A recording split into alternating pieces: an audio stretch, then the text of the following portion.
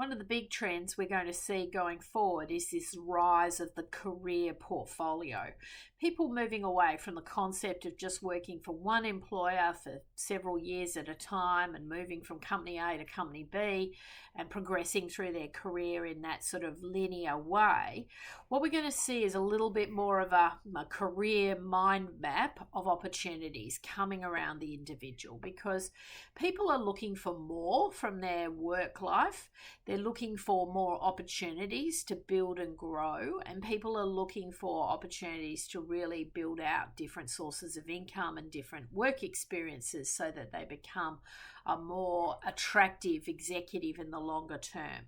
And I think, when you sort of start to get into the concept of, diversifying from that single source of income or that single employer, you really start to open your eyes to other opportunities. So there's obviously a huge raft of options that you can consider, paid and unpaid at this early stage, but you could certainly start to look at things like external advisory board seats. You could certainly start to look at serving on not-for-profit boards and giving back in the community and building up some leadership experience in a not-for-profit setting. You could look at other ways to commercialize your skills and experience, whether that be through coaching, mentoring, training. We have a lot of people who just start out really simply by volunteering at the local, soccer club or football club and doing training, coaching, umpiring. All these things can create a more well-balanced portfolio of activity. Now, obviously, if you want to go about this in the right way, you're going to have an overarching strategy for how you want your career portfolio to look. I've practiced what I've preached for nearly sort of 2-3 decades actually.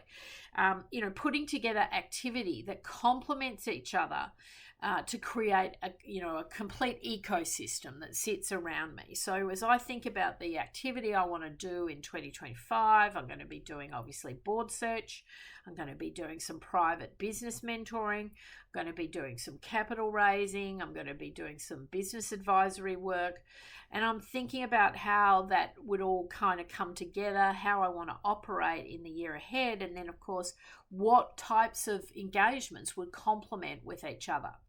That is really at the heart of having a successful career portfolio, is getting things to complement so that you're not creating conflicts of interest in your portfolio. You're not creating challenges. So, if you've got a really big, important job and that's your main source of income, the last thing you want to go and do is create another ecosystem of incredibly high pressure, high time consuming work, because that's not going to work. So you've got to kind of think about, well, what would work? What would suit that appointment? And it might be as simple as, well, I just want to get one external board seat. I'd like to serve in the not-for-profit community. It's not about money for me at this stage. It's more about experiences and building up different networks. So you've got to kind of really look at what's going to complement each other. And then you can kind of look at the execution of that strategy to achieve those goals. But I think it's going to be the theme going forward. I think you're going to have to be sensible about things. I think, these days people are looking for dual income, or they're looking to diversify income streams. They don't want to be reliant on one employer. Most people by this stage of the game have experienced some level of corporate restructuring or redundancy. We know there's a lot of artificial intelligence coming into the market, which is going to transform a lot of businesses. But it might mean that people are sort of left out on the hustings when these transformations are occurring. And so you have to transform yourself. You've got to be the master of your own destiny, and you've really got to think about the ecosystem. And at the heart of your career portfolio should also be your professional development plan. What are you going to do to continue to make yourself a highly desirable resource, a gun for hire, someone that people want to engage with and employ?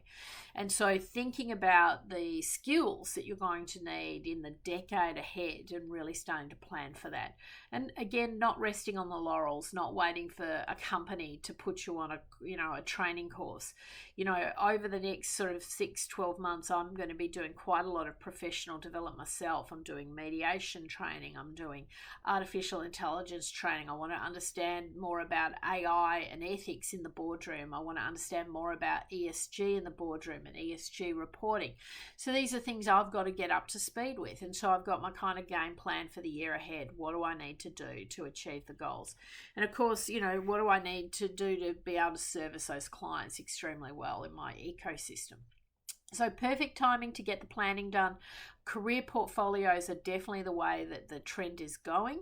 And, board portfolios, career portfolios, this is a fabulous way to really get the most out of your career and have a career that really is really highly satisfying and is going to drive incredible results.